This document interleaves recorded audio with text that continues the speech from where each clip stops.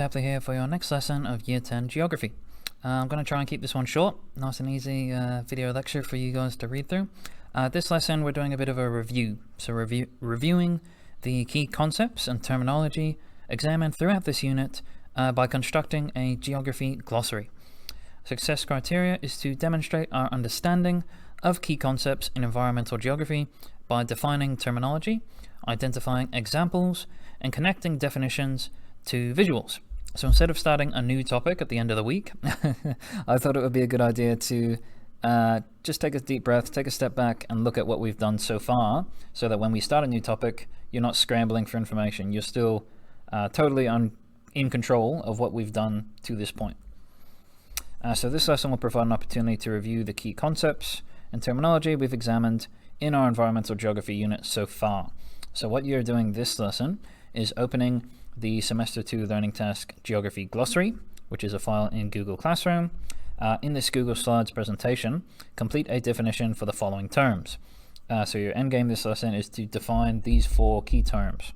Environment, important in environmental geography. So we've looked at the different types of environment at the start of our unit. So you should have that information written down in your notebook, hopefully. A lot of these definitions you can get either from the slides, from the textbook, obviously, or you may have already written down the definition of environment in your notebook. Ecological services, so those are the things that come from the environment. So ecology, ecological, and services are things that the environment does for us. For example, trees in the environment provide us with oxygen, and we need oxygen to live. So I've been told. Sustainability, basically the opposite of overusing resources, of cutting down 7 billion trees and fishing out all the fish in the world. Sustainability is about recycling, about using resources in a sustainable method. And then biodiversity, which is what we've looked at this week. So bio, life, diversity, a range, a difference of life. So what does biodiversity mean? And again, you might have that definition written down from previous lesson activities, hopefully, if you've done them. So the glossary is kind of going to be, it's not actually just going to be a written down glossary with words. You're looking at a little mini slideshow, basically. I'll show you what it looks like in a minute, but you're going to have one term per slide. So each slide is going to have a definition. So it's going to have environment, definition, an example. So you might say desert environment or forest environment, and then a related image. Because I've found that you can remember things a lot easier if you have an image in your mind of what that word means. So instead of just having down the word biodiversity, if you put in a image of, I don't know, a dog, of literally anything related to biodiversity, you're going to remember that when I ask you what is biodiversity later on in the term. So if you go to Google Classroom, resources are where we keep all of the information on, and then assignments is what we are looking for today. So we're looking for Semester 2 Learning Task Geography Glossary. Open that up.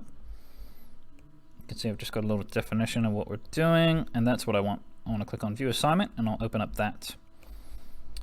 And you can see I've made you your own little template, essentially, of how you're going to be creating the glossary. So you don't need to create a new file. This is your individual file that only you and I can access, so it's not going to be messed up by someone else in your class.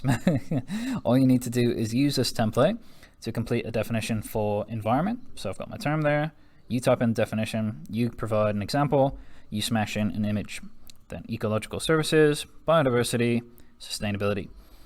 This first slide is just the instructions that I've been through in the previous PowerPoint, just so you don't have to keep swapping between the different PowerPoints.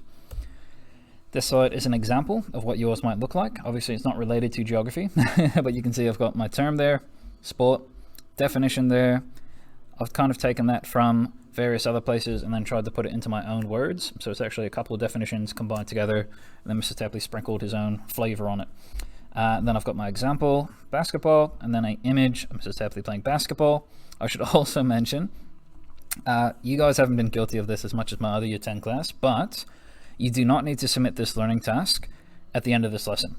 So Geography Glossary, we're going to be adding new slides, new terms, kind of throughout the unit. So this is an ongoing task that we'll be kind of adding 1 or 2 words to every week or every 2 weeks, which will hopefully end with the end of the term. I say, all right, here's the geography cat.